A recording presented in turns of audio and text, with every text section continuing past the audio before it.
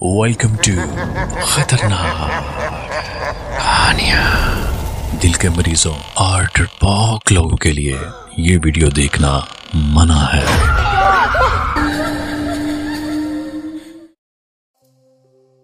तमाम देखने और सुनने वालों को अस्सलाम वालेकुम। वीडियो को लाइक और हमारे इस चैनल जैजी उर्दू टेल्स को सब्सक्राइब जरूर कर लें। मगरिब का वक्त था। हर तरफ मगरिब की अजानों की सदाएं गूंज रही थीं।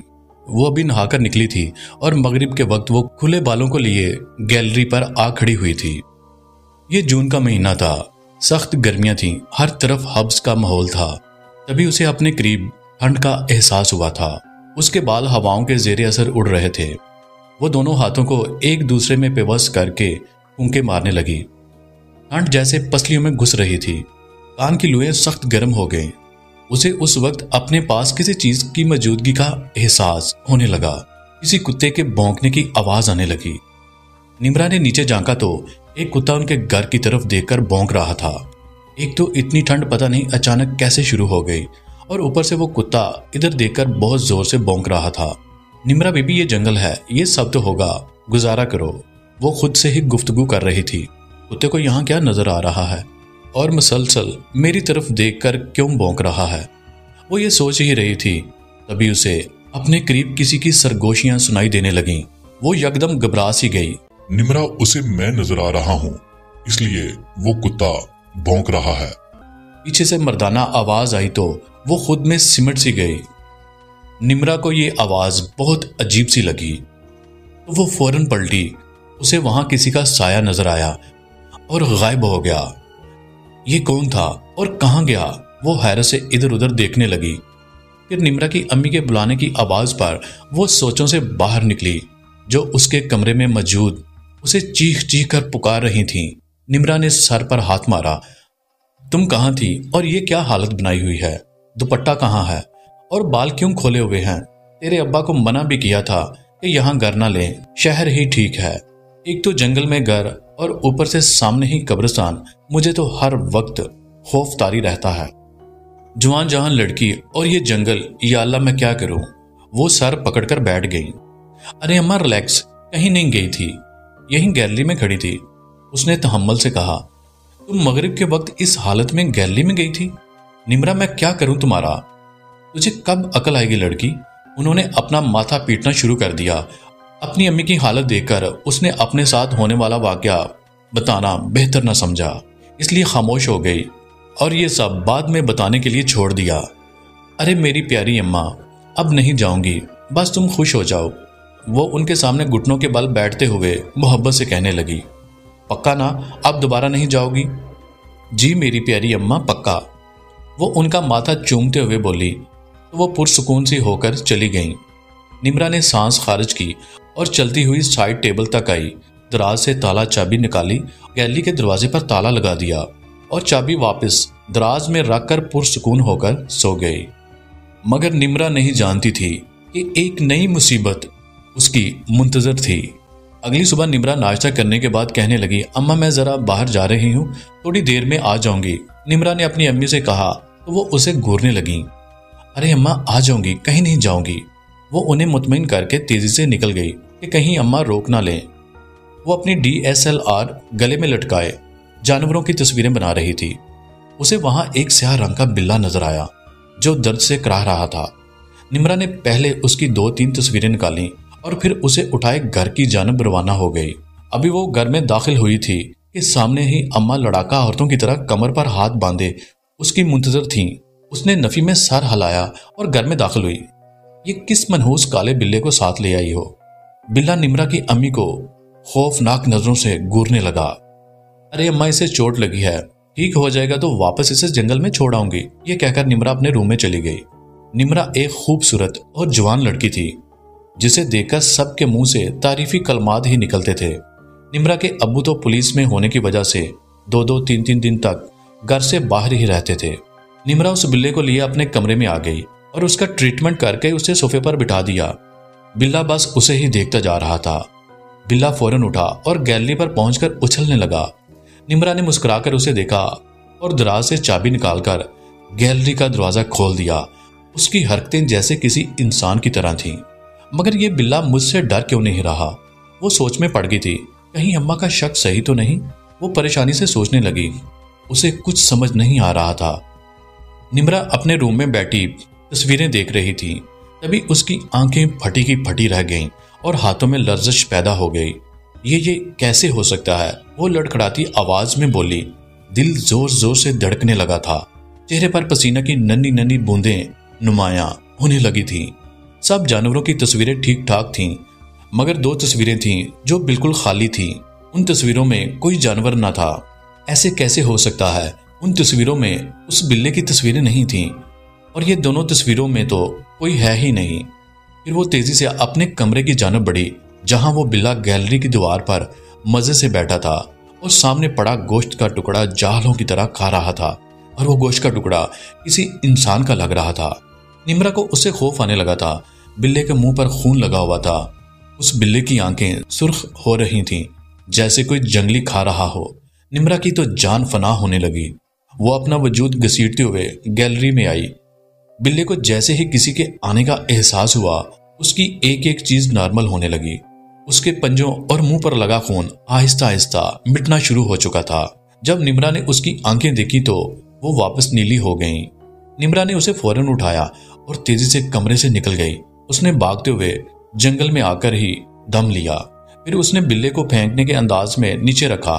निम्रा सहम कर 2 कदम पीछे हटी और पलटकर भागने लगी थी। बिल्ले की दाढ़ें तेज से तेज तर हो गईं। निम्रा ने पीछे मुड़कर न देखा। उसे लगा अगर उसने पीछे पलटकर देखा तो वो बिल्ला उसे नहीं छोड़ेगा। वो शायद उसे मार डालेगा। उसकी सांसें फूल रही थीं। वो तेजी से भागते हुए अपने घर की जानब बढ़ रही थी। फिर निम्रा अपने घर के दरवाजे पर पहुंचकर अचानक गिर पड़ी और बेहोश हो गई। क्योंकि आज इतवार का दिन था, इसलिए निम्रा के अब्बू को छुट्टी थी। वो लॉन्ज में बैठे अखबार का मुताला कर रहे थे। निम्रा को गिरा पड़ा देखकर उसके अब्बू घबरा गए थे। इतने में निम्रा की अम्मी भी आ जाती है और पूछने लगती हैं, क्या हुआ निम्रा को? तुम फिक्र ना करो, मैंने डॉक्टर को कॉल की है, हमारी निमी को कुछ नहीं होगा। पता नहीं इसे क्या हुआ है, अचानक दरवाजे में आकर गिर पड़ी और बेहोश हो गई। थोड़ी देर बाद डॉक्टर आ गया था। डॉक्टर ने चेकअप करने के बाद बताया, फिक्र करने वाली कोई बात नहीं, इनको टेंशन की वजह से नर्वस ब्रेक डाउन हो गया था और कोई मसला नहीं है। अभी वो सो रही है, थोड़ी देर तक होश में आ जाएगी। आप ये दवाइयां खिलाएं, इंशाल्लाह बेहतर हो जाएगी। शुक्रिया डॉक्टर, आए मैं आपको छोड़ आता हूँ, निम्रा के अब्बू ने डॉक्टर को मुखातिब करते हुए कहा। फिर निम्रा के अब्बू डॉक्टर को छोड़ने चले जाते हैं। कुछ देर बाद निम्रा आहिस्ता आहिस्ता आंखें खोलती है। उसका वजूद थर थर कांप रहा था। निम्रा मेरी बच्ची, क्या हुआ? निम्रा की अम्मी ने उससे पूछा, लेकिन निम्रा खामोश रही। अच्छा, मैं तुम्हारे लिए कुछ बनाकर लेकर आती हूँ, ये कहकर वो किचन में चली जाती हैं। कुत्ता आज भी भौंक रहा था और आज उसे उस कुत्ते के भौंकने का मतलब समझ आया था। अचानक उसके जिस्म में ठंड तारी होने लगी। उसे अपने करीब फिर किसी का एहसास हुआ। वो बिल्ला सामने ही बैठा था। आज उसका वही रूप था जो उस दिन था। सुर्ख आंखें, खून से लथपथ मुंह और नकीले नाखूनों पर भी खून लगा हुआ था। फिर निम्रा बिल्ले की तरफ देखने लगी और उससे मुखातिब होकर पूछने लगी, कौन हो तुम और क्या चाहते हो? वो मुश्किल से बोली। बिल्ले ने कोई जवाब न दिया। मैं जानती हूँ कि तुम कोई जिन हो। फिर वो बिल्ला गर्दन झुकाकर बैठ गया और यकदम वहां धुंध सी होने लगी। आहिस्ता आहिस्ता वो धुंध मिटती गई और जब उसने सामने देखा तो उसके औसां खता हो गए। वो चीखना चाहती थी मगर हलक में ही उसकी चीख अटक कर रह गई। वो बहुत ही खतरनाक हद तक खौफनाक शख्स था। मुझे तुम पसंद आ गई हो और मैं तुम्हें नहीं छोड़ सकता। अगर किसी ने तुम पर नजर डाली तो मैं उसे खत्म कर दूंगा। उसकी आवाज भी उसकी तरह खतरनाक थी। निम्रा को अपने हाथ पांव ठंडे पड़ते महसूस हुए और अगले ही पल वो जिन उसके अंदर घुस गया। अब वो जिन निम्रा के ऊपर काबिज हो चुका था। अब ये मेरी है। वो निम्रा के जिस्म में मौजूद था और वापस चलकर बेड पर आकर लेट गया। उसने अपने बाल पोनी से आजाद कर दिए और अपने चेहरे पर कर लिए थे। उसकी आंखें सफेद हो गई थीं। फिर निम्रा की अम्मी खाना लेकर रूम में आती है। बेटा ये खाना खा लो। निम्रा की अम्मी ने खाने की ट्रे उसकी जानब बढ़ाई। उसने दाढ़ते हुए खाने की ट्रे फेंक दी। दफा हो जो यहाँ से बुढ़िया। निम्रा की अम्मी उसके इस अंदाज पर हैरत के समंदर में गोताजन हो गई थी। दफा हो जा बुढ़िया, नहीं तो मैं इसको नुकसान पहुंचाऊंगा।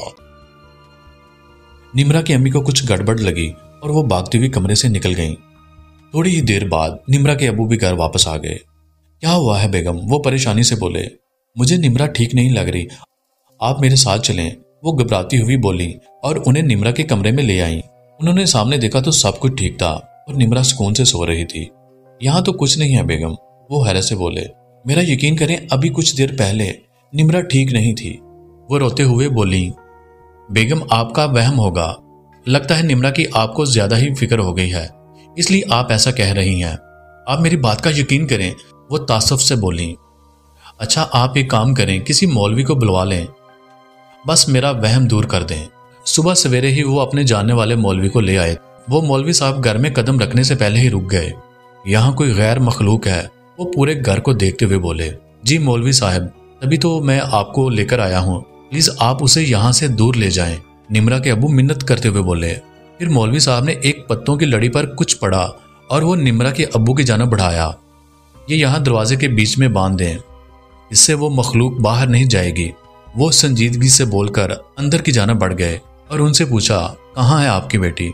निम्रा के अबू मौलवी साहब को निम्रा के रूम के पास ले गए और कहने लगे, सुबह से कमरे में अजीब सी आवाजें आ रही थीं, इसलिए मैंने दरवाजा बंद कर दिया है। फिर वो दरवाजा खोलकर अंदर दाखिल होने लगे तो मौलवी साहब ने उनको बाहर रुकने के लिए कहा। आपका अंदर जाना ठीक नहीं होगा, आप यहाँ रुकें। जैसे ही वो मौलवी साहब कमरे में दाखिल हुए तो वो जिन बैठा गोश्त की कच्ची बोटियां चबा रहा था और वो गोश्त किसी इंसान का था। फिर मौलवी साहब ने कमरे का दरवाजा बंद कर दिया। दरवाजा बंद होने पर उस जिन ने खा जाने वाली नजरों से मौलवी साहब को देखने लगा और बोला, तुम यहाँ क्या कर रहे हो? चले जाओ यहाँ से, वरना मैं तुम्हें मार दूंगा। अगर तुम यहाँ से नहीं गए तो मैं यहाँ से कूद जाऊंगा और ये लड़की मर जाएगी। वो अपनी मर्दाना आवाज में बोला। फिर मौलवी साहब आंखें बंद करके कुछ पढ़ने लगे। उन्होंने एक मिट्टी की प्याली से मट्टी निकाली और हथेली पर रखकर फूंक मारी। जैसे ही उन्होंने फूंक मारी, वो जिन चीखने लगा और खौफनाक आवाजें निकालने लगा। फिर वो मौलवी साहब उस मट्टी को लगातार उस जिन की तरफ फूंक रहे थे और थोड़ी देर बाद वो जिन जमीन बोस हो गया था। फिर वो जिन मौलवी साहब पर मजामत करने लगा, मगर कामयाब ना हो पा रहा था। मुझे छोड़ दो, वरना मैं सबको मार दूंगा। वो अपनी पूरी जान लगा रहा था। फिर मौलवी साहब ने एक घेरा बना दिया था ताकि वो जिन उस दायरे से बाहर ना आ सके। फिर अचानक उस जिन के खतरनाक असर नरम पड़ गए। फिर मौलवी साहब ने जिन से मुखातिब होते हुए कहा, क्यों इस लड़की के पीछे पड़ा है? छोड़ दे इसे। जिन ने एक जोरदार कहका लगाया। मुझे ये अच्छी लगी है, तुम लोग जो भी कर लो, मैं इसे नहीं छोड़ूंगा। तुझे इस मासूम बच्ची को छोड़ना ही होगा। मौलवी साहब के लब फड़फड़ा रहे थे और वो जिन दर्द से तड़प रहा था और कुछ देर बाद ही निम्रा का जिस्म झटके खाकर ढीला पड़ चुका था। फिर मौलवी साहब लगातार पढ़ाई करते रहे। आखिरकार वो जिन निम्रा के जिस्म से निकलकर निस्तो नबूत हो गया था। सबने शुक्र का कलमा पढ़ा। निम्रा आहिस्ता आहिस्ता आंखें खोलने लगी और वो होश में आ गई। एक दिन में ही उसकी आंखों के नीचे हल्के पड़ गए थे और वो काफी लागर और कमजोर नजर आ रही थी। फिर मौलवी साहब ने निम्रा के सर पर हाथ रखा और कुछ विर्द करके उस पर फूंक दिया। इस हादसा के बाद निम्रा की जिंदगी पर काफी ज्यादा असर पड़ा। अल्लाह ताला आपको आसानियां अता करे और आसानियां तकसीम करने का शर्फ बख्शे। आमीन।